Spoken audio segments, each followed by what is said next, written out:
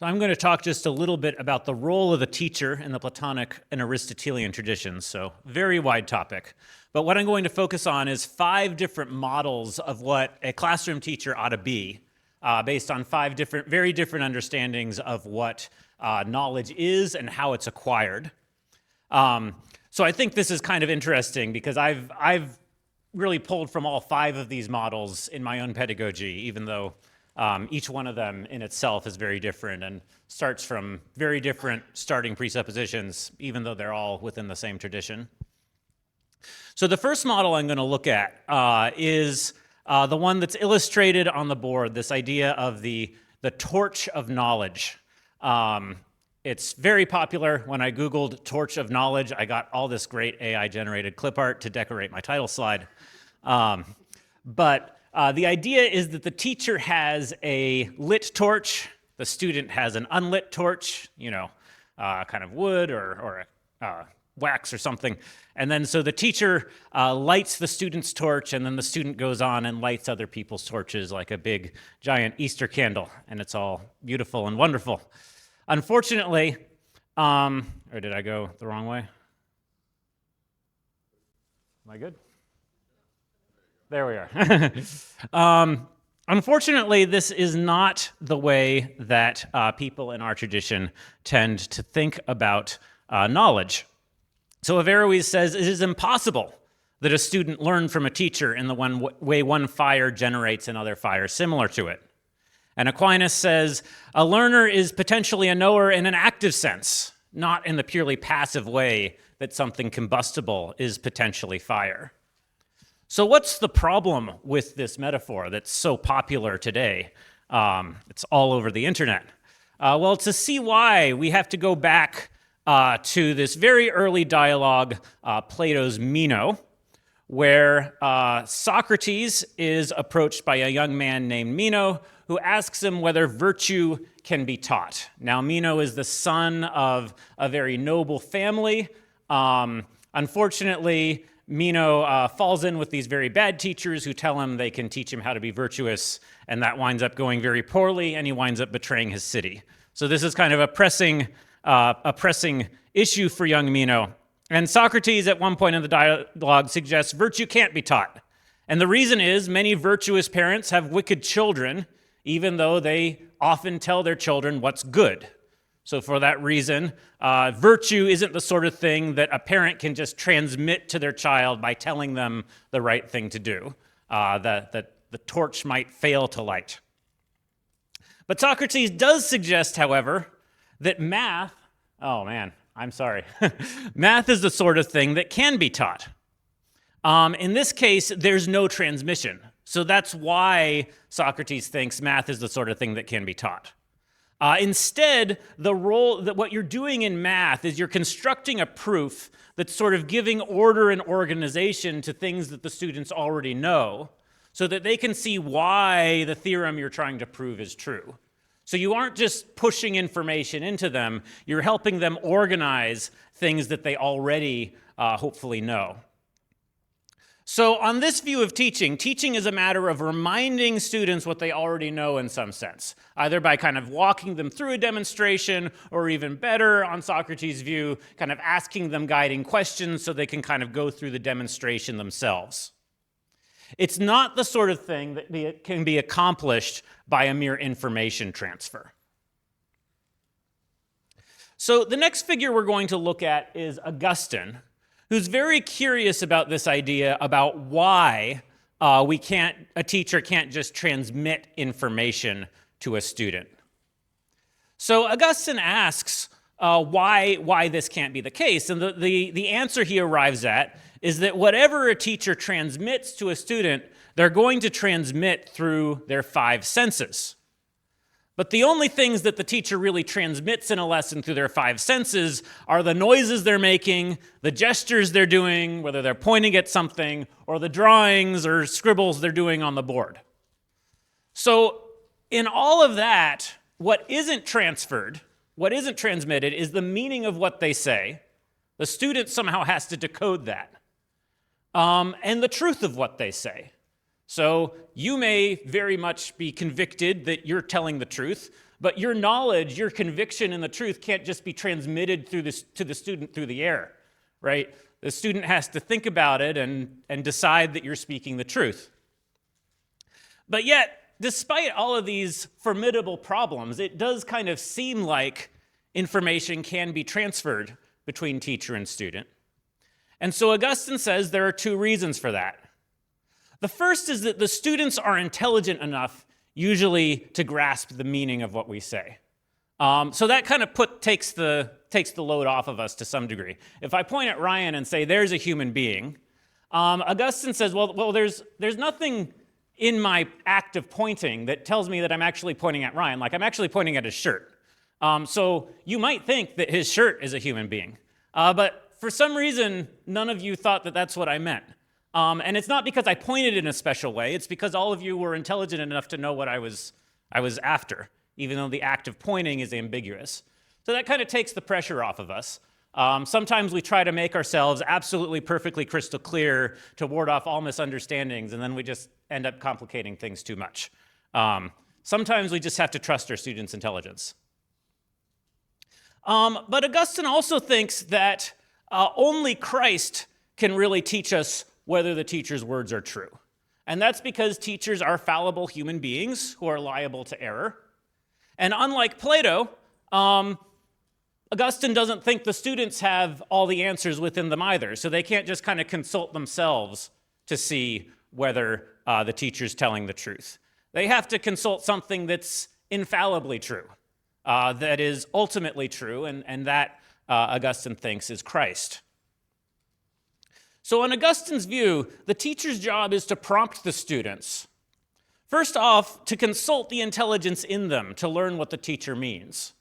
So Augustine doesn't think that the actual hard work of learning is actually accomplished in the lesson. It happens when the student kind of goes home and ponders what the teacher said. It's only then that they know what the teacher was actually driving at. But then ultimately they have to consult Christ above them to learn whether the teacher's speaking the truth. So this is unlike Plato. The teacher doesn't ask the questions to help the student see that really they have all the answers within them already. The student is the one who asks questions. And the student asks questions that reveal that the teacher doesn't have all the answers. Okay, so teaching is an act of great humility. Augustine says that every time a student asks a question, the truth that you've spoken is crucified, such that in your conversation, a more glorious truth can arise out of it. And this is kind of dramatically shown in the dialogue. Augustine's having this conversation with his illegitimate son. So he's saying, I conceived you in original sin. Hey, I conceived you in sin. But between the two of us, Christ is here among us, sort of guiding both of us to a more perfect truth. So that's another model of teaching. Once we get into the Middle Ages, though, people start to be really skeptical about how much we can trust our students' intelligence to know what we mean.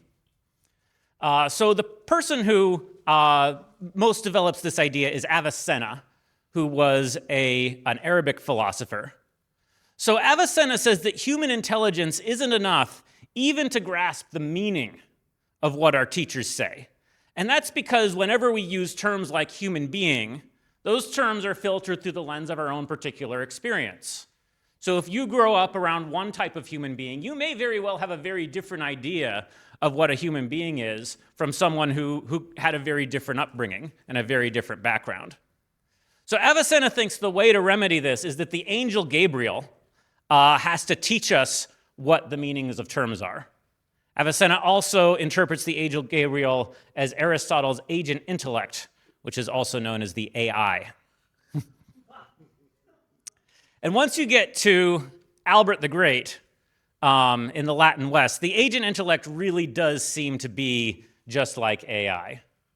So the agent intellect is a global repository of the world's knowledge that's beamed into individual minds like light. And so to receive this influx of information from this global AI, an individual's brain has to be configured in the right way.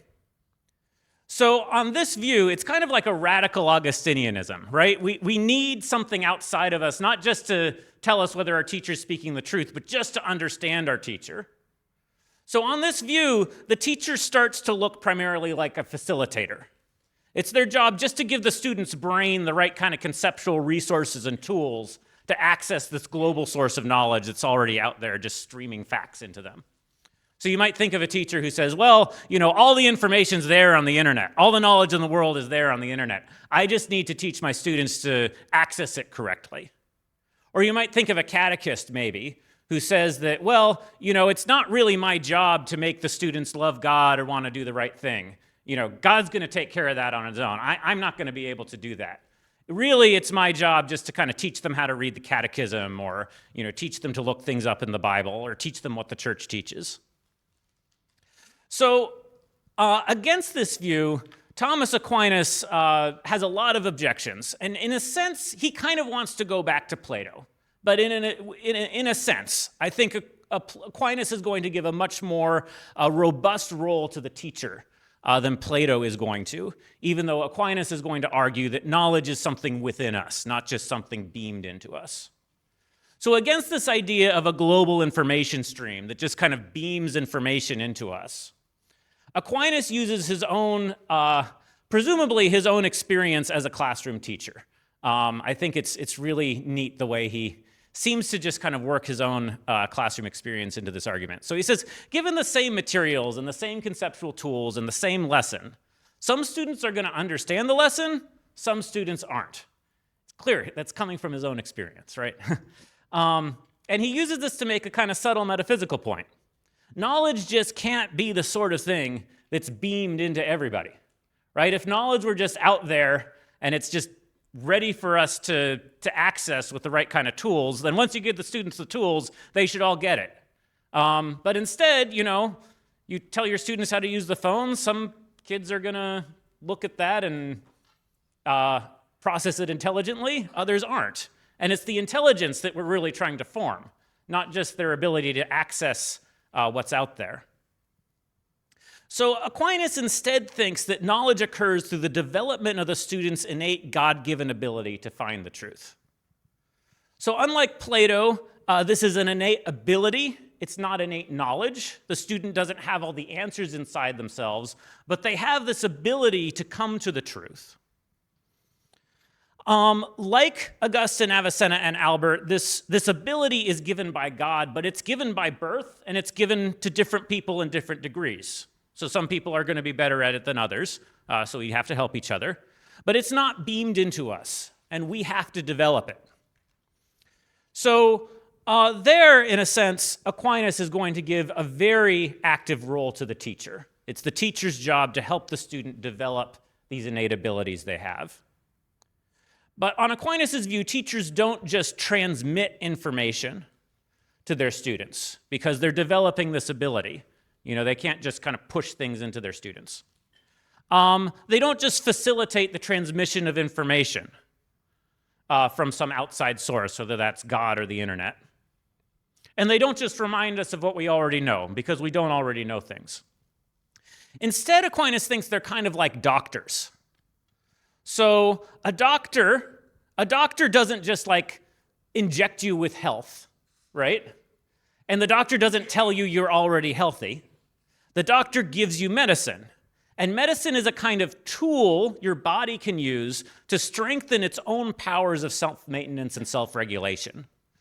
Becoming healthy is something you do with the help of medicine.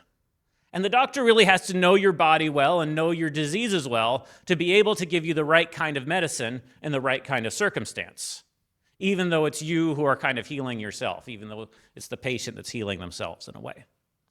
So in the same way, the teacher helps the student develop their God-given potential using tools specific to the student's needs. So we'll talk about this later on, but we have 5 different views, so maybe think just a little bit about which you find the most plausible and why. Thank you, Ron.